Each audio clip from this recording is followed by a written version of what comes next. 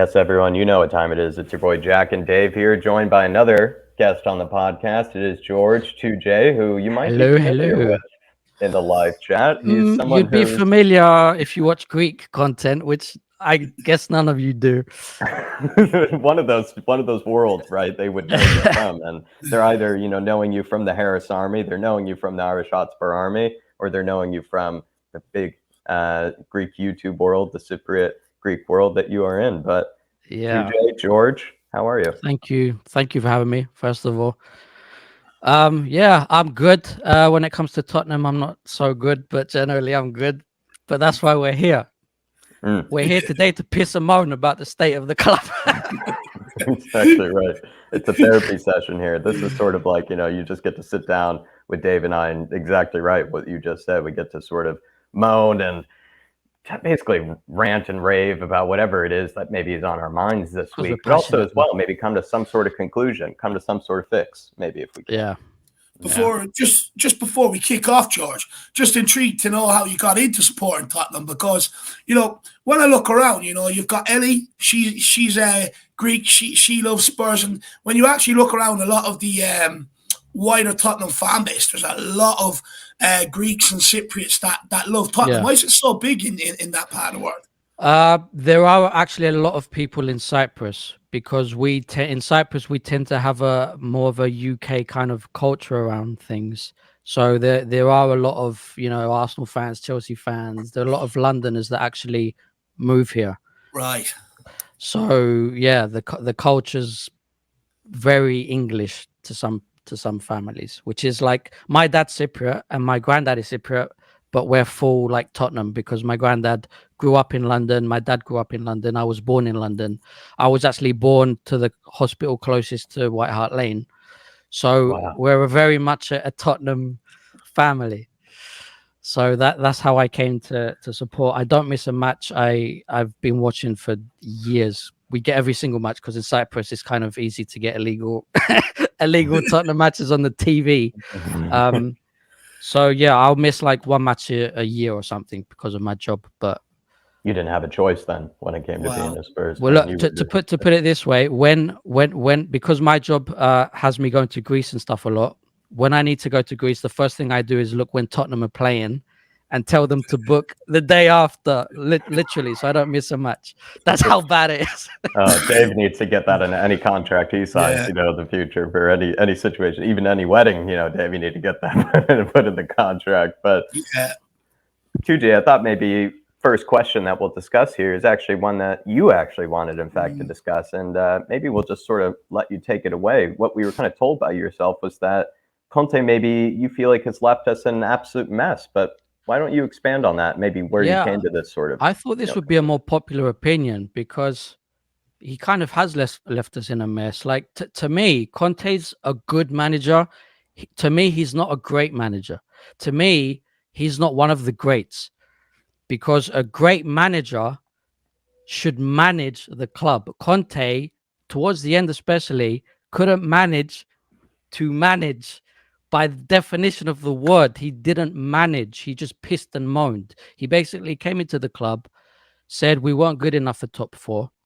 We got top four. And instead of giving some encouragement to the players, like what Arteta did with Arsenal, he's just pissing and moaning. We were lucky to get into the top four. Okay, fine. Say it once, say it twice. But for the whole time he was there, he's just constantly pissing and moaning that the players aren't good enough. He knew what he was getting himself into. So in that situation, which kind of Mourinho was also in kind of that situation, Mourinho shut up and did what he could. He changed formations. He changed the system. He changed players. And Conte was just so stubborn with insisting not only with the same formation, but with the same players constantly, and then pissing and moaning on top of that. Like you're not managing. He lost sight of the managing part. Yeah, and like sure, like we all loved Conte's passion, right? And in the beginning, it did actually transfer to the players. But you can't constantly, when you're constantly telling the club that the club's not good enough, the players aren't good enough, how's that supposed to transfer to the players on the pitch? when they go out there and they realize that they're not good enough, you know, to me, it was just terrible management. So to me, he's not a great manager. And it's not like he's a young manager where you can say he'll learn. You know, how old is Conte? He is what he is and he won't change. And so to me, he left us in a mess, especially at the end. Do you feel like the part where, especially you said, where maybe the mentality of, right, not really encouraging the players after they did get top four, not maybe incentivizing them afterwards, like you said, maybe Arteta had. Do you feel like that? I've heard a lot of people who have criticized Conte, George, kind of say more or less that Conte always felt like he was saying he was too good for Spurs, or that Spurs were kind of beneath him. I think, you know, they felt like, would you agree with that, you know, sort of sentiment, that it felt like from Conte, he was better than us? Well, look, Harry Kane's too good for Tottenham, and he just shuts up and does his job, which is what Conte should have done if he feels like he's better than Tottenham. But that's what Conte does. Like, he's got a reputation of going to a club, pissing and moaning about the players, getting the players he wants, lasting 2 seasons max until he falls out with the players in the club, and then goes somewhere else. To me, that's not great management. That you're not one of the greats if that's what you do. And that's what he did with us. He couldn't, like, there were 10 games left. Shut up and manage the last 10 games. If we don't get top 4, then leave. You know what I mean? Would you have preferred the blown up, you know, just at the last game of the season, you know, and then he kind of could have just left afterwards? Look, I get the blown up. Well, I get the blow up. I get it. But I disagree with him doing it publicly. I'm full on. I fully agree that that's the kind of blow up you should have with your players personally, to get it in their head that they need to be better. But when you do it publicly, and it wasn't the first time, he was just constantly moaning. And, you know, if you're going to blow up, at least do it last game of the season. I think, yeah. I think with Conte constantly moaning, I think it's just a sign of the times and a sign of the frustration of, you know, what's going on at our football club. Look, I get it, you know, like, you know, no one wants their manager sitting there moaning the whole time. You know, you can go back to even earlier on in his tenure after that Burnley game, where he sort of said, you know, I don't know if I'm going to be the manager. And then it transpired that he stayed on, and we ended up getting top 4. And I understand what you're saying about the constant moaning and, you know, at the players in the press or at the owners in the press. I get it. I just feel if I'm someone like Antonio Conte, George, and I feel like I'm not being listened to, the only other option I have is the press, you know, to maybe sort of try and let people know what's going on, to try and say, you know, I want this guy, I need this guy, or, you know, this guy is not pulling his weight, because he's not the only one that has used the press since he's been here. Pochettino was one of them. He shut up for 4 and a bit years. You know, he's oversaw Tottenham into a new stadium. He oversaw 3 transfer windows without a signing. But then once he finished the Champions League, he came out and said we needed a rebuild. His job was switched from manager to head coach and stuff like that. And Pochettino turned towards the end of his time and started using the press. Jose used the press to have a go at Dyer and stuff like that. And I'm worried that maybe we're developing a culture where managers feel like they're not being listened to internally. Yeah, the only way they have to sort of relay messages is actually through the press. Well, look, Pochettino had the right to talk because he did such great things for our standards that it came to a point where he said, right, we need new players. And he said it publicly because he was probably telling Levy for a couple of years we need new players. Yeah. Mourinho Mourinho kind of used to just throw out these little hints publicly, which was fine by everyone, I think. But Conte was just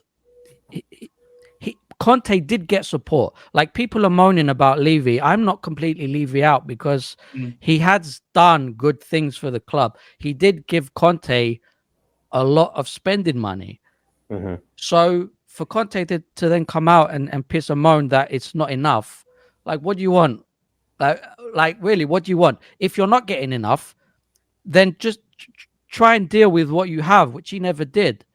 The formation clearly wasn't working, and he's just constantly, he never once blamed himself. At least Stellini came out and said, you know what, I got the formation wrong. Conte never did that once. So I get Conte, I get his frustration, but I think, I don't know, it was too much. Would you mind expanding on the point? And then I also want Dave to kind of maybe think about it as well. When you said something about how Harry Kane, right, we know is too good for the club, but you kind of said the difference is that Harry Kane, while maybe in this moment in time very frustrated, probably having some pent up feelings right now that he's sort of burying deep inside. Yeah. Antonio Conte, you said, wasn't as professional about holding that in or keeping it more private, and maybe express, if he did want to express those opinions, express it to the right people. Don't just air your dirty laundry to everybody to hear, right? And yeah, I don't know, like, maybe expand on that, right? The difference between him and Harry Kane, because they are in a similar kind of set of shoes. Everyone expresses himself differently. Kane has always been the quiet type. Conte has never been the quiet type. But there are football players that when they're not happy, they let everyone know publicly until they get what they want. A lot of players do that. But people call Kane a professional, one of the greatest English players, because of his professionalism. And I feel like Conte, as good as he isn't professional enough. Like, you have a contract with Tottenham to be there to the end of the season. Shut up and just do what you're there to do. I keep repeating myself about the pissing and moaning, but towards the end, that's all he did was just piss and moan. Like, people kept asking him if we're good enough to get top 4, and instead of throwing a bit of belief towards the players, whether he believed it or not, he was constantly saying, "Oh, we're lucky, and it'll be a miracle if we get top 4." How are the players supposed to feel and transfer any belief onto the pitch when the manager doesn't believe that they'll get top 4? I hear you on that, right? But to be fair to the guy, we can't really overlook. Like, he sat there and barefaced lied to the press. He said Eric Dyer can become one of the best centre-backs in the world. Look what Eric Dyer went out and produced for him on the pitch. He's backed up Hugo Lloris in the press. Look what he went out and produced for him on the pitch. And I just think if I'm a manager and I'm sitting there barefaced lying to the press, I expect them guys then to do it for me on the pitch. And they have not. And look, I hear you when you talk about the formation, right? But you see what Stellini done, switch to a back 4. That there should tell us why we don't play a back 4 this season. And I feel on this one, I think Conte was right to play the back 5. I was one of those where I understood why he played like that, because I've always warned, you switch to a back 4 with this back line, you're going to be absolutely slapped, because you're asking your midfielders to push up. You're taking an extra body from protection from your goal and putting that further up the pitch. You've got 4 players further up the pitch. And look what happened. We were out of the game after 21 minutes. Whereas when we played a back 5, we weren't out of any game like that. We were still in every game, still in with a chance of a point. And on that, I actually feel Conte was correct to play the way he did, because he's one of them. You've got to remember, this is an experienced guy. He knew exactly what the repercussions were when we were switching to a back 4, and that's why he refused. And I feel on that one, he's right. But, we just can't defend. It's our biggest problem. Also, he asked for centre-backs. He never got them.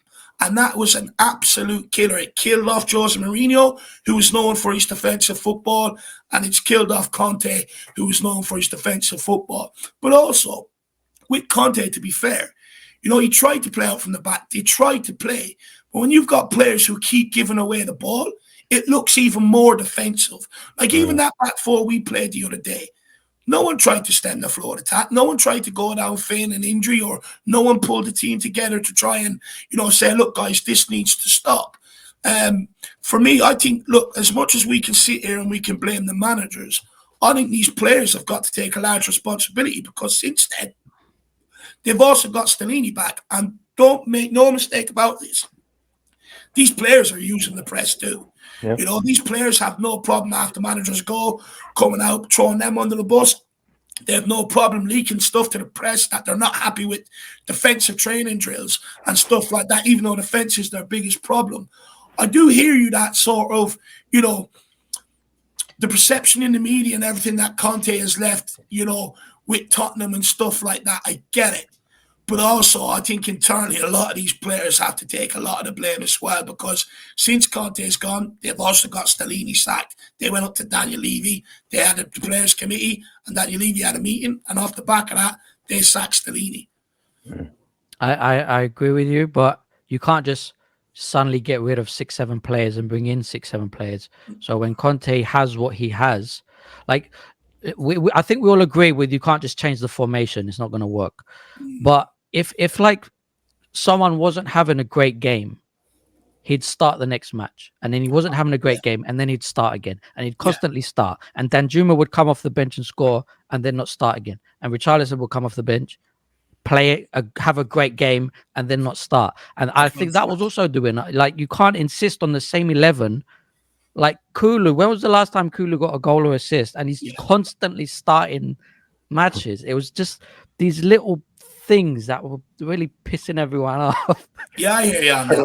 For me, with Antonio Conte, George, where I was very stubbornly Conte defender, and kind of sort of in ways still am, because like I kind of said to you in the back end previously, kind of his sort of, I don't even like this term always, but his sort of like gravitas and alpha male, kind of, energy is sort of always wins me over in certain times. It makes me want to run through a wall for him, right? It makes me want to do anything for him. And it then also makes me blind to when he probably gets things wrong and when he's probably a bit stubborn. And I think the timing of his blow up is where I had to accept that it wasn't the right time for him to have that blow up. And that's what cost him eventually. And that's where sort of the pissing and moaning is where it eventually came to bite him. It eventually came to cost him his own job. Had he maybe done it, I think, at the very end of the season, or had he maybe done it towards when there really wasn't anything left to play for, maybe then that actually wouldn't have been the worst of timing. And then maybe then it wouldn't have been that sackable. I think we all like that side of Conte where he was aggressive. But that's us looking at Conte once or twice a week. If he's in the training ground every day, all day, being stubborn, you could tell that the players weren't happy. Like, when was the last time you saw Son smiling on the pitch? Do you remember the Pochettino days when whenever we'd score, the players had this handshake between themselves, even Kane and Son doing this stupid handshake and laughing like that? The players were truly happy. Now we score, Kane doesn't even smile when he scores. You could tell that the players got bored of Conte as a person. It must have been tiring being there every day, all day with Conte. It's good for us looking at his press match conferences and shit and thinking, we like this boss attitude about him. But if 24/7, if you go to work and your boss is constant and stubborn all day, every day, at some point you're gonna fuck off. Which is the players have come to that point. Do you know what? On that, I actually hear you, and I take that point, because Gary Neville, Ashley Young, and all have spoke about Conte when we first hired him. They said, "Look, this guy's regime, it's physically and mentally demanding, like really physically and mentally demanding." And I had my reservations that some of these players would be able to keep that up. That's why I wanted to see more of a turnover of players, because I've seen before that players under Jose Mourinho couldn't do it. That's also sort of mentally draining rather than physically draining. I didn't think, like, that's why I didn't hop on the Dyer bandwagon and the Sanchez bandwagon that summer. And I always maintained these guys will not be able to keep it up under a Jose or under Conte, because of what Gary Neville and Ashley Young have said about Conte's regime before. I hear that. However, if you're a winner, you don't sit there, complain, bitch and moan about it. Ashley Young never did. He got on with it and he went and won trophies. And this is a part of my problem at this football club. I find it hard to side with some of these players because they've shown this time and time again.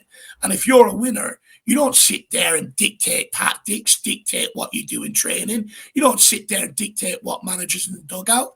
You just get on with your work and you do whatever it takes necessary to go and win.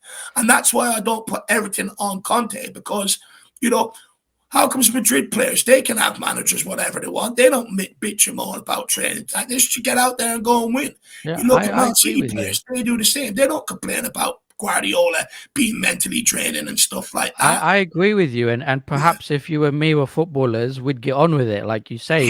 But by the looks of it, most players don't accept that way anymore. Things have changed. You can, like Kane. Out of our players, I would say Kane's got that attitude. Højbjerg's got that attitude. Dyer kind of does have that attitude. Skip.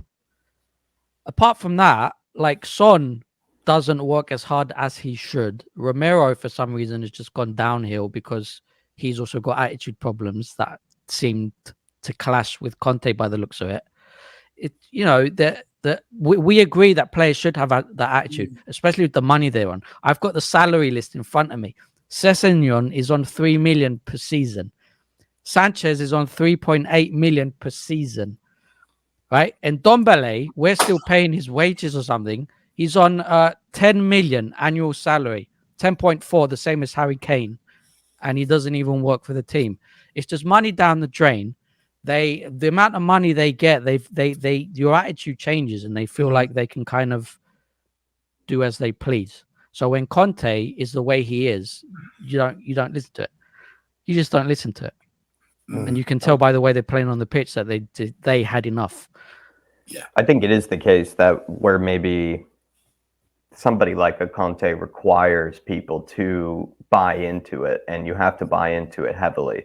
And I think what's often the case is that when a guy like him rolls through the doors, especially when we were in a situation like we were, everybody has to buy into it because the players were in a bad position then after the Nuno time. Even if you knew you didn't like a guy like Conte, you had to get ready for a guy like Conte because you knew that in order to save probably your own job, to save your own 3 million, your own 3.8 million per year, you would need to be able to buy into the Antonio Conte sort of idea and mentality. But a year passes by, 24/7 working with the guy, a year passes by, starts to maybe kind of grind you down, starts to kind of maybe get a bit too old, right? You start to maybe feel like, you've heard this story before, you've heard this excuse before, you've heard this and that. And while maybe some people, like you said too, Jay, like you and I might have still be buying into it, every day, other people don't. You start to get cracks. You start to get little kind of, little cracks in the squad. Certain people, lose that, kind of will for him. And then it unravels. It is a strange one. It is a strange one because we started the season, I think, was it the best start to a Premier League season? That was this season. Yeah. This season was our best start to a Premier League season. But like Kane, this is one of Kane's best scoring seasons, but it's Son's worse. So I don't really know what's going on. It's strange. I don't think we'll ever know what caused the sudden drop, if it was Conte or the players' attitude. To finish the whole Conte thing, I think what he said in his final conference was right. I just don't think it was the place to say it. Yeah. Look, I think I can understand that. I agree with it. For me, you would have been better off doing that internally and taking it from there. I think him coming out doing it publicly, look, it was a bit to save face because, the reason why I say that is because, he spoke about before about a chairman coming down and speaking to the press or a director of football, right? That's what he's used to in Italy and stuff like that. And I think, him doing that, it's like, well, I'm not going to do this internally and carry the can and no one know what's going on. I'm going to do it publicly and sort of save my reputation. But that's a sign of the time we're at with this club, No more managers are going to come here and let this club throw him under the bus and make him look like the problem. You are going to get people that will stand up to it. I just hope that these players will start standing up to on the pitch. Just quickly, too, Jay, before we move on. Chance, you can tell me what Eric Dyer's trying to protect. I need to know, because he's in that player committee and he's getting manager sacked. So I need to know how much of a salary he's trying to protect. 4.4 million per season. That's 85 grand a week. Yeah, and that's exactly why he gets manager sacked. If he goes to any other club after Tottenham, he ain't getting anywhere near that. Look, where is it? Where did I see? I think I saw that Longley was getting more than like a lot of the players. He's on those Barcelona wages, yeah. Yeah. It's just terrible. Like Perisic is on 9.2 million, just under Son. Just things are all over the place. But yeah, Oh well. Seems like that wage structure that they've been so keen to protect for years seems to be a bit all over the place right Yeah, now. but if Dyer went somewhere else, it's not like he'd get a whole lot less. He'd still be roughly on the same wages. He would. You think so? Yeah, he ain't going anywhere near like at a level like Tottenham where they're paying that sort of wages with the last with the season he's just had, and in general, if you look at his whole Tottenham career, I'm one of these. I think might end up in Portugal, might end up in the French league or something like that, or even a lower team down, or a team in the Championship or something like that. He ain't getting anywhere near 4.4 million. I can tell you, definitely not. I hope he ends up in my local I don't mind that microbrewery league or something like that. That's probably a better day off. I don't mind Dyer as a backup for the bench. That's about it. Yeah, do you know what? This is where me and you are going to disagree. I'm not even going to. I just, me too, Jay. I think you've seen, my reactions to this guy. I just don't rate him, man. I just think he's really, really costly. I think he's error prone. I think he's like, I don't trust him when he's out on the pitch because I know he's liable to switch off. But I'm not going to sit here and berate people who do like him either. We say that, but the last 2-3 games, Romero has been more costly than Dyer. I think it really just depends on the mentality, because there are games where Dyer does actually have a pretty good, solid game. Like Romero for the past 4 or 5 games is just, he doesn't look like he's on it. So it really does depend on who comes in now. I think it's a mentality thing. I really do. Dyer does get a lot of shit online constantly. He does. With Romero for me, right? Look, we've seen how good this guy can be, right? We've seen him. He's sliding around. He's smashing players. He's trying to win headers and stuff like that. Eventually, if I'm someone like Romero, I'm looking around. I'm like, hang on. Why is no one else doing this? Why am I out here earning my money this way? And, you got this guy, he's just dropping off. And eventually that ends up taking a toll on someone like Romero. It's like, what's the bloody point? I'm the only one in this backline actually trying to do things, Yeah. And for me, I look, this is my opinion on this too, Jan. We don't have to agree on this, right? But for me, I think the reason why Romero takes so many cards right now is because he doesn't trust if they get by him that Eric Dyer is going to make a challenge. Because I've seen too many times with Eric Dyer dropping off all the time. Leicester prime example. He made Ian Acho look like Cristiano Ronaldo. He made Callum Wilson look like bloody Wayne Rooney. It's just, for me, I get that. When it comes to Eric Dyer, I think he's got so much flaw to his game. And I get people's getting on Romero's case now, right?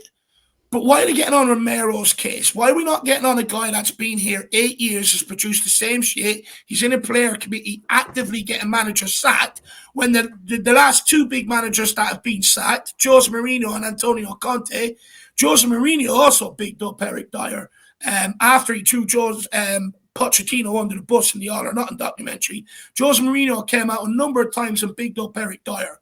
Eric Dyer then started making mistake after mistake after mistake. Then Mourinho came out and criticised him in the press and he dropped him. And then what happened when Mourinho was sacked? Dyer comes out and at the end of that season he goes, I don't know why fans are in an uproar. I don't think I've been as bad as they say. And it's like maybe it's a case of when he gets in his comfort zone, he just drops, which is what happened to Dele Alli. You get in your comfort zone and your performance just goes.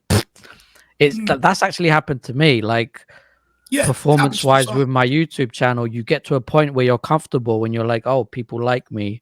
And so your performance just suddenly drops because you feel like whatever you do, people are going to applaud you. Maybe it's that kind of situation. Levy's about to give him a new contract. He's perhaps lost that edge, I think. I think he's lost that edge maybe with Eric Dyer. And also, I believe every October is when that is actually what happens. Every October period is, his form just goes absolutely just sailing downwards. But I thought maybe we talk about Antonio Conte's assistant, someone who's inherited the mess, George here, Mr. Stellini, and he hasn't done very well with that mess. Many thought Stellini would bring the manager bounce, George, and Tottenham would finish the season strong. But in previous years, that interim manager thing has sort of worked. Why hasn't it worked this time around? Okay, well, when Conte was sick and Stellini took charge, I think a lot of us were actually quite happy for a moment because he won like 3 games on the bounce. And a lot of us started thinking maybe Stellini's doing a better job than Conte. I think we don't know what happened, but what I feel is that the players were getting so tired of Conte that when he left, there was a bit of a lift in the team, which is that's what made them perform well, not Stellini. At the end of the day, it didn't work because Stellini's tactics were exactly the same as Conte's. So we won the first 2, 3, 4 games because of that uplift that Conte is not there. That's what I think happened. We're all sitting there thinking, oh, Stellini's must have changed something with the tactics. He must be doing something right. But it was just a lift in the team because of Conte's absence. Interesting. And then Stellini's tactics, which are basically Conte's tactics, just came back to haunt them.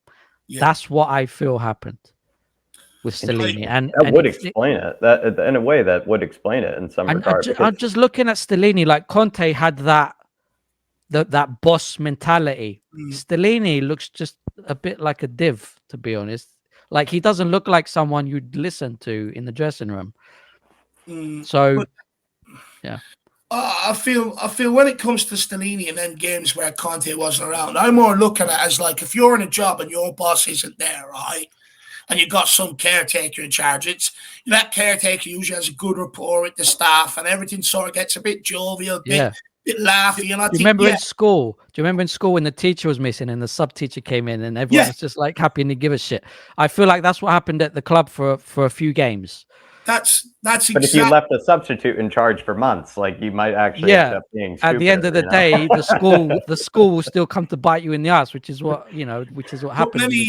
Many people got fooled by Stellini. He's the guy to take us to the end of the season and all, and it wasn't. It was just that when Conte's there, right? It's work. Mentally, he's getting inside your head and all that sort of stuff. He goes. It's a bit more of an atmosphere. People can have a bit more fun. It's a bit more relaxed, and at that time when everything, was like we had so many games and stuff like that, that light-hearted atmosphere probably got them through a few games, right? Where it sort of maybe brought a bit of camaraderie together for brief periods. But the reality is, the reason why we didn't see a manager about, and 2J is correct, there was nothing fresh about it. You look after... When we sacked Pochettino, you bring in Jose Mourinho, you've got the manager bounce because it's complete different ideas, right? Complete different training sessions, complete different way of managing. Then when you sacked Jose and they brought in Nuno, for the first 3 games, you had a manager bounce, right? And stuff like that. Then it sort of fell off. Then Conte comes in, he picks us up until the end of the season, and then this season it falls off a cliff. And it's like we're at a period now where we're asking these managers to come in, sort of everything around the club changes. It's sort of fresh for a few months. And then ultimately the same old problems start rearing its head, coming back together and sort of causing the demise. But the reason why we didn't see a new manager bounce under Stellini is because the training staff were the same. The tactics were the same. Everything behind the scenes were still the same. There was no change in anything. Yeah, and that's why before you've seen the manager bounce and under Stellini, you didn't, in my opinion. I agree with you too, Jeff. Yeah, I think the players between them were just a bit more happy, a bit light-hearted in the dressing room. Yeah. Just were happier on the pitch. And so we won those 3 games. I think that's what it came down to. I was actually, when Conte was sick and we were winning under Stellini, I was hoping Conte wouldn't come back because we all thought Stellini's doing something right here. Yeah, like obviously he wasn't. Yeah. That's actually, I don't even know what else to say on that because I actually think I think the substitute teacher theory is spot on. That makes actually complete sense because if you give a substitute long enough, they're not going to actually end up being They're going to lose. They're just going to lose the whole classroom. Yeah. They're going to lose the whole classroom. But for a few days, everything's going to be jovial. Everything's going to be happy. Everybody's buzzing. There's a lifted spirit, a bit of a free mind, and everything. But you can only. And that's when the headmaster Levy comes in and says, "You know what? You're actually shit as a sub teacher." And he gets canned by the principal, exactly like Principal Levy. Well, maybe then I think we could probably just swiftly move on then to a really big question here, which is new manager here, George. Would European football be a detriment to that new European manager? Because, or is it something that they would benefit from? Is it something that they would, use, as, a bit of a training ground, sort of a, exhibition, or is it something that would be as a bit of a distraction, do you think? Yeah. Well, this question comes up every time Tottenham have a bit of a bad season, and as part of us kind of agrees that with no European football, we would the managers would probably be able to manage the team. They would have more free days to manage the team. But the reality is that none of us want no European football. Not us, not the club, not the players. So I don't think it's beneficial, because then you've got less players interested in coming to the team. And without European football, yes, they'd have more days on the training ground. But if you're being realistic, the best training they could possibly get is to play the best teams in the world, which is what you get with European football. So the more we play European football, the more you hope at least they'd learn from their mistakes. Doesn't seem to be working. But I think playing against the best teams in the world is the biggest not training session, like lesson they could get. No one wants no European football. Like if we don't get top four, which I don't think we will, I don't even know if we'll get Europa League, then it will be a lot harder to keep Kane, to get a better manager, to get better players. So I don't think it's good for anyone to have no European football. When you look at it too as well, though, right, it feels like European football should be a better opportunity for the younger players to develop, for guys that maybe are sort of on the fringe of the squad to get more minutes, and it's never really been that way. We haven't used it in that way. Yeah, but we say that, but if we do play Mora or whatever, I mean the team, not the player, and then we do throw in a couple of youngsters and we lose, then we blame the manager for not playing a full team, which is what happened in the FA Cup. So I don't think there were any matches where you can just throw in a youngster. The only time you can throw in a youngster or a player that doesn't get many minutes is when we're 3-4-0 up. That's the only time it makes sense to throw in a youngster, because we need a cup. But George, on that, I remember watching Europa League campaigns. Like, it's where Harry Kane first got his break, at Tottenham, in Europa League games, playing against the likes of Hearts, Shamrock Rovers, teams like that, who are better than NS Mora, I've seen down the years that's what some of these, especially early rounds of these competitions, have been used for. It's the blood youngers. Like Pochettino used to put Conor Oglive and people like that out there. They're nowhere near the top of the game now and stuff like that. So it was traditionally used like that, sprinkled with other players, other senior players. But traditionally, that's the way we've always used it. Yeah, it's nice to see that, but you can't just completely change the team around. Like you'd throw I would think you'd throw in 2 players maximum into the team that don't get many minutes. You can't just completely change the team around, especially when you say because it's only a cup, when Tottenham desperately need a cup. If that's the case, like sometimes you should be playing your best 11 in an FA Cup quarter-final match, if it means dropping a couple of them for a Premier League match just to try and get the FA Cup. Like, we all want to see the youngsters, but most of the time it doesn't work. Harry Kane's different. Harry Kane's the exception. There are exceptions, but you can't just throw in Parrott. Well, like Mourinho used to throw Parrott in, and he never used to do fuck all. But the thing is, the only way you really know if any of these youngsters are good enough is by giving them minutes, and that's the reality of it. And we would never have discovered Harry Kane if we never gave him them opportunities in the first place. Yeah, but that's why I'm saying farm them out on loan. That's why I'm saying you should throw them in when we're 3 or 4-0 up, because Kane didn't just suddenly start a game. He was thrown in. He started them games against Hearts and Shamrock Rovers and stuff. Yeah, but was he not thrown into a couple of games off the bench first? No. He more or less started in them European games back in the UEFA League and stuff like that, the early rounds against Hearts and Shamrock Rovers and stuff like that. Yeah. He wasn't. It's not like he was brought off the bench in the Premier League for a few minutes here. Okay, so I'll ask you a question then. When we played the FA Cup match and Kane was on the bench, were you like, oh good? Did you feel, oh good, some other players will get their chance? Yeah. Yeah, I did. I remember that. I remember because it didn't work though. Yeah, I agree. We're not. I get what you're saying. We're not giving players that are hungry a chance. We're giving players who have let us down year in, year out in these games, like Dyers, Sanchez's, Davies, and people like that. We're playing the same people. We're not playing youngsters who want to make an impression, who want to try and take a chance. Yeah. We're playing players who have failed us time and time again. And the reason why we have to play them is because, you know, managers are trying to keep them involved. They're trying to find game time for them, hoping that they impress so that they can start laying down a marker and hopefully trying to put some pressure on to try and get a team in the first 11. But it's not happening like that. And for me, I think that's been our biggest problem the last few years in these cup competitions, is not having any youngsters out there who maybe wants to make an impact, who wants to impress.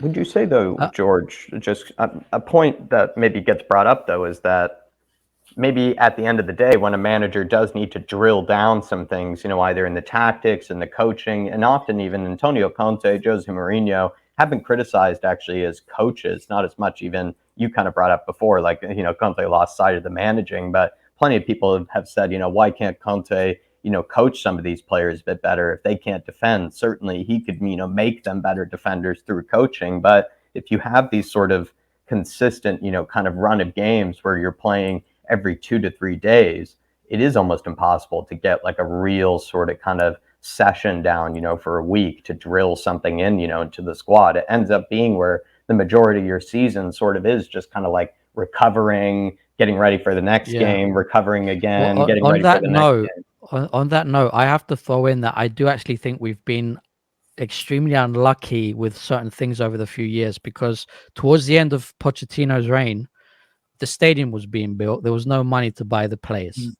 Right, that was like just such a huge shame at a part of the season where, a part of Tottenham's time where we really need players. The stadium was being built, there was no money. Then Mourinho comes in and COVID hits. There's no money coming into the stadium for a whole season. For one season, we get Bale back.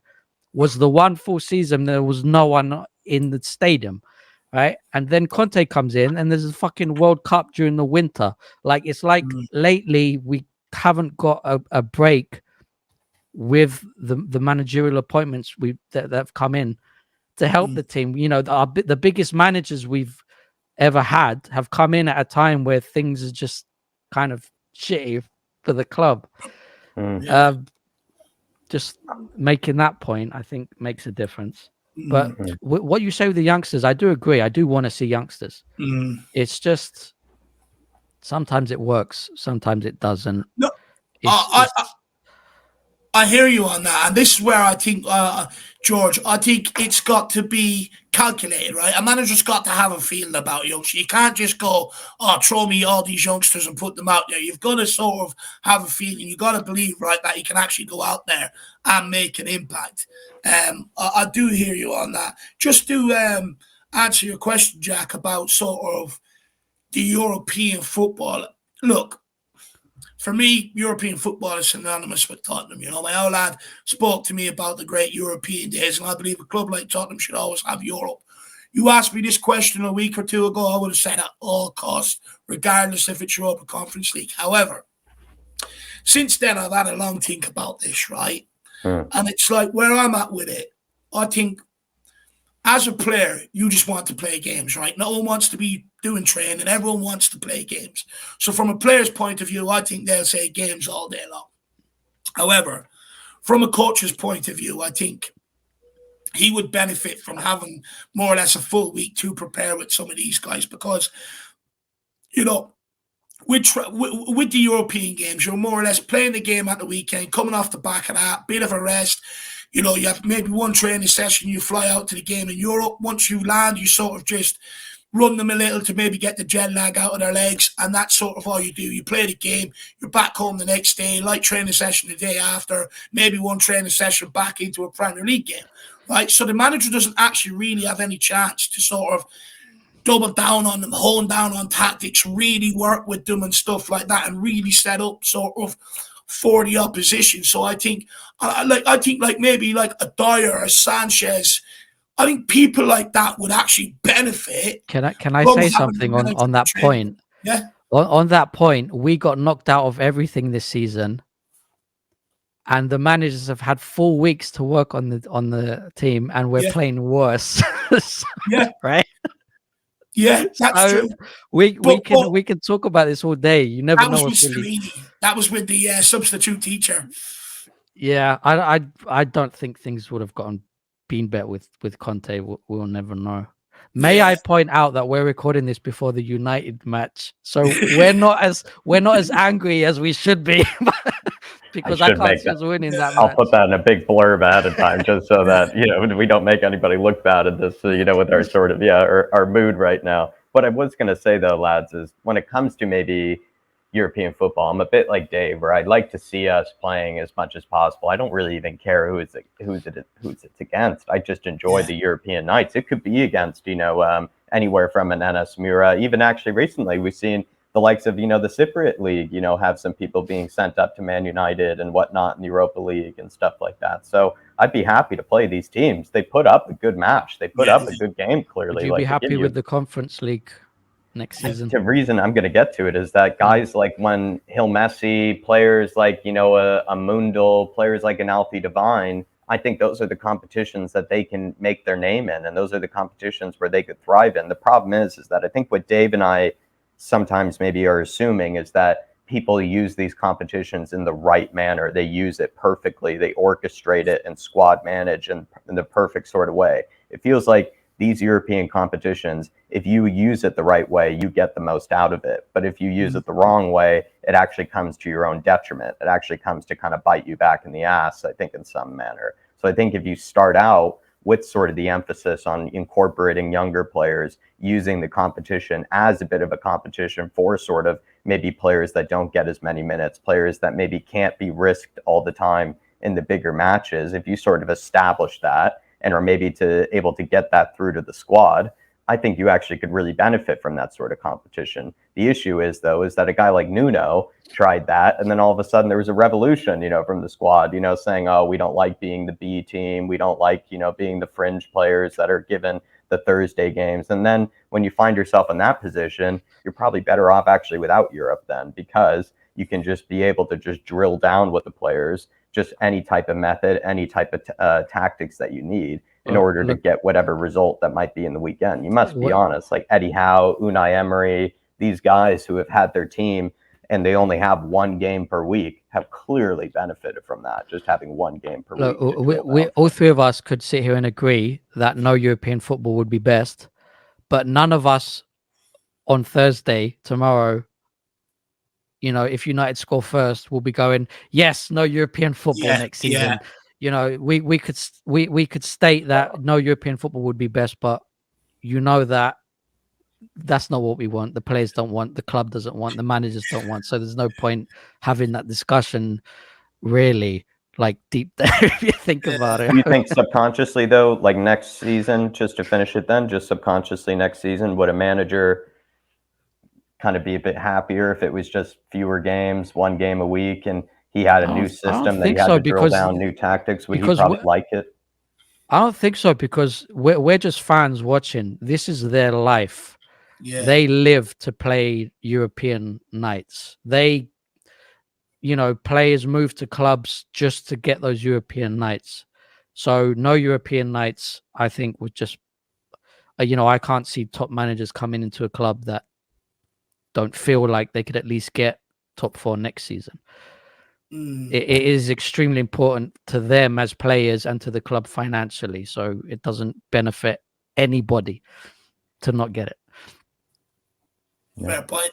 Look, I'm pathetic. I'd rather see us roll out against Ennis Mora than sitting there twiddling my thumbs on a Thursday night, if you want me to be brutally honest. However, I just sort of feel where we're at now as a club, I don't believe we're going to get in a top manager. I believe it'll be a manager who's still maybe looking to make an imprint in the game, someone who maybe is young, has fresh ideas and stuff like that. And I just feel if that is the route Tottenham are taking, I think for one season, from a manager's point of view and purely from a manager's perspective, it'd be beneficial for him because he can just hone down on tactics. He can hone down so that there's no excuse with any of these players. They know exactly what they have to do in and out of possession and stuff like that. Like Jack alluded to, other teams have benefited from it. I think Tottenham would benefit from it. However, I can't live with the reality. I need football during the week, man. Yeah, it's Yeah, this once a week thing. I'm just so glad we're playing Thursday, even if it is United. Yeah, I'm sitting there the same listening way. to Europa League music as they walk out. I'm wired Yeah, the when same we're not way. playing, you're just online hoping Arsenal lose. That's what our nights come down to. You're forced to watch the Gooners is what happens, if Yeah. exactly right. And I just think if last point is if a Nagelsmann were to come in or even a Ruben Amorim, someone that even has a complex system of any kind with the players we have at our disposal, which aren't great ones like the 3 million, a year Sessegnon, you probably need as much time as possible, I think, to get I these really do guys. think though, every year we hope, but I really do think this season, I really do think Levy has actually finally got it. Like every season he seems to learn that we're going downhill and he tries things. I really do think that right now he's at the point where he He's panicking. understands that he really does need to get the deadwood gone and bring in players and bring in a manager and just restructure the whole team. I hope to You're believe that expecting a he's big finally summer got then. it. Do you know what, I George? am. Do you know what, George? I would have hoped so, but yeah, I was speaking to we were doing something last night, and it was kind of like, I just thought about it, right? You look at Daniel Levy, right? He's been listening to the player committee, right? Hugo Lloris, he's old, he's out of here. Harry Kane, 12 months left on his contract. Skip has been out of this club on loan for a period. He's only back. You've got Eric Dyer, who, in my opinion, I know you like him. I'm not going to tell you any different from me. I don't think No, I'm not a huge fan. Yeah, go on. I don't think he deserves to be in the player committee over the course of what he's given to Tottenham over the course of his whole Tottenham career. And then you've got Højbjerg in there, and it's kind of like, why is Daniel Levy listening? Look, I think Kane deserves to be in there, but also, why is he listening to Kane if there's a potential the guy could be gone? Why is he listening to Hugo Lloris when there's a potential the guy could be gone? Why is he listening to Dyer when the guy should have been gone ages ago? And it's kind of like he keeps backing these guys. But if it's not them who have been there for years, who are you going to have in there? But this is the thing. This is what I'm at. It's kind of like if you're Daniel Levy right now, you realize the club needs change. You realize, that it needs a new direction. And it's kind of like you've got to, at some point, listen to the manager. You can't keep listening to these players over the manager, especially when some of them, don't know whether they're going to be here or not. You can't keep sacking manager after manager after manager, because right now it's like the perception is that the managers are the problem, not the players. But realistically, for any manager to work, he has to be more powerful than the players. He has to. He has to have more of a say than the players. If he goes up and says, this is the reason why I'm not playing this guy, and for instance, if it's a player out of the player committee, you almost got to show some balls and back that, instead of listening to the players committee and going, no, I'm going to sack them. Because in Ben Davies' case, he went to Daniel Levy. He spoke to Daniel Levy about Nuno, and this, that, and the other. And you can't keep having that. You got the players who got Stellini sacked. The players, okay, people argue Conte got himself sacked, but the reality is the players were moaning weeks before that. Players also got Jose Mourinho sacked. But for any manager to sort of have any chance, and especially now where we're at, in my opinion as a club, the owner has to come out and back a manager now instead of listening to these guys. That's where I'm at with it. That's what I'm saying. I feel like Levy has finally got it. I hope. I just have the feeling he will bring someone in and he will sell and buy. How do we fix this mess, George? How? Any suggestions? Well, I actually do think it is as simple as saying get rid of the deadwood and bring in new players. Like I do think it is that simple, because we do have too many players that have been there for too long. But you never get it, right? We never get it, because we're complaining about Dyer, but Levy's about to give him a new contract. So we don't know. I don't think as fans, like you're asking me, I don't think you know. I don't know what to tell you. I don't know if Levy knows. Like, how do you fix it? I mean, the club's generating a lot of money now, which is why I with all the Levy outs, every single post that Tottenham make is just full of Levy outs. I hope to believe he's got it. He'll bring in someone who I read a post. I'm not sure if it was something Levy said, that Levy's prepared to bring in someone and actually listen to the manager this time. as in sell who he wants to sell, buy who he wants to buy. And I do think that Levy's got it, that he actually needs to do that. I don't know who, because we have a habit of bringing in shit. The amount of people on our payroll that aren't there, you know, is unbelievable. The amount of people we bring in that just, like, why did we buy Richarlison? Why did we buy Sessegnon? How much did we buy Sessegnon for? He's on he's on 3 million a season. He's hardly played. It's just this constant shit that Levy does, which is why I think he's finally got it, and he's prepared to stop buying who he wants to buy. Or if even, I think he's at least admitted more recently to showing that the money has been spent poorly. Like, he's not going to say that he wants to spend more money. I don't think he's going to say that out loud, that we should spend more. But he has admitted to poor spending. If that's the case, perhaps he needs to sack some backroom staff and bring in new people, because the players we've brought in for the past 5-6 years, you know, we bring in one star every 6-7 players, and it's terrible. I think, like, also as well, you look at the summer window, right? With the amount of money we spent, we probably should have gotten a lot more out of it with how much money we did spend. As much as maybe some people thought we could have used 50 million more. It's like, yeah, but we did spend 60 million, like you said, on Richarlison. That 60 million maybe could have been spent on a defender instead, and then maybe 20 million could have been spent on a striker. Yeah, and something I think like Conte that. Did Conte not want Richarlison though? I think he did, but this is it just comes down to whoever's decisions it may have been. You know, it was the wrong decision, I think, when it came to, you know, how the money was spent. And I feel like a lot of it doesn't always come down to how much you spend. I think it is how you spend it, and you know, it's what you spend it on. Because for me personally, I don't want it to be the case that Spurs feel like we need to be spending 180 million every single summer. That sounds absurd. No, I think you'll agree with is how we spend. We understand that we can't spend 200 grand. Well, I don't even know if we need to. Like, that would be silly if we needed to spend that much money. We don't need summer. to. We don't need to. It's just yeah.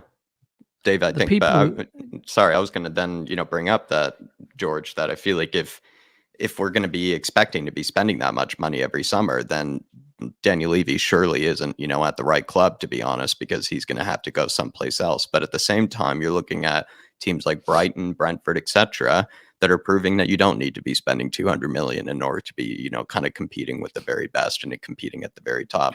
I actually don't think it is the guys in the back room, because there aren't really that many people on the backroom staff. Actually, the point is that I think Daniel Levy actually didn't have many other people back there in the scouting department. It was terrible. Really, actually, we have one of the smallest scouting departments, one of like the least robust scouting departments for any club. Well, then maybe it's just the business that we're doing, because we bring in Ndombele, who's on 10.4 million per season, who just doesn't want to work. Like, was that not spoken about before bringing him in? Like, do they not have conversations with these players? Why did we get Sessegnon? Why, like, we bring in Lo Celso, who's, I don't know. I don't know what to tell you. We got Reguilon. Like, why did we fuck Reguilon off? To me, he's good enough to play down the wing for Tottenham. Like, it's just, our squad management has also been absolutely shocking. Why did we get Spence? It's just the little decisions that make the difference between 4th and 5th. Yeah. You're absolutely spot on, George. Absolutely spot on.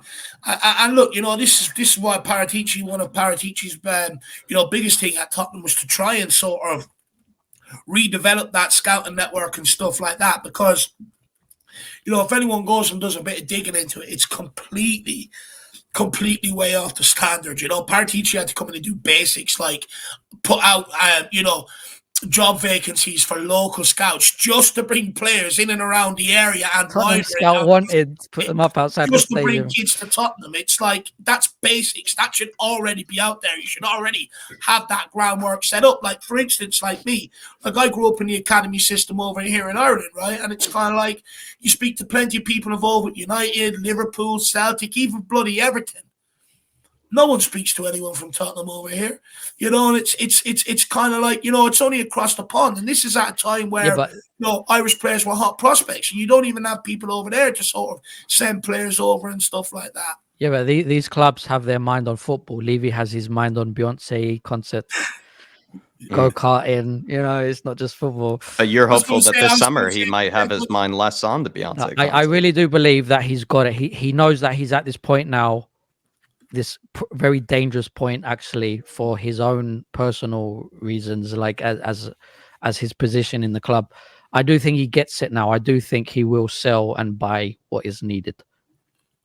I do think that will happen. Last chance saloon, that sounds like, is what he might be finding himself in. And when you're in last chance saloon, you do whatever it takes to survive. I think he gets it because he brought in Mourinho, I would say partly to shut the fans up, as in, look, I've brought you Mourinho. He's done the same with Conte. Look what I've given you, Conte. And he realizes that he can't keep doing that. Now he needs to do what is actually needed. I think I do think and hope that no quick fixes anymore. No quick fixes anymore. You're spot on. I was going to just say quickly, you know, I'm glad you followed up after Beyonce, because I was going to say I wouldn't mind him. I wouldn't blame him sitting there thinking about Beyonce. You know, I think most men do. Well, George, thanks for coming on. Thanks for doing this this therapy session with us. Thank you very much. Any final words, any kind of final, testaments before you forever hold your peace? Also, we would love to have you on a debate show in the future if you ever let us know in the comments if I'm chatting shit or if you agree with me. I'll read the comments. Exactly right. Thank you very much for having me. Thank you, my man. And everybody, please, let us know what your thoughts are on anything that Dave or I or George had to say. Feel free to clip any of the spots that you maybe thought were interesting, debatable, or just complete nonsense. Feel free to do it. Everybody, hit that like button, please, on the way out. Please also thank George for coming on as well, everybody. And then also, he is, much bigger than us in the whole YouTube world. But if you do want to check him out, his channel will be pinned in the comments as well. My channel's in Greek, so if you don't speak Greek, then trust me, there's loads of them that do. You've got Mia, Ellie, they're all from sort of out that way as well. So trust me, you'd be surprised, George. Check me out then. I'll try and send as many people your way as well. Thank you very much, George. Thank you very much. Well, we'll see you, everybody. And on your way out, everybody, like we said, we recorded this before the Man United game. So in case you needed to know. But everybody, we'll be seeing you. Come on, you Spurs. Come on, you Spurs. See ya.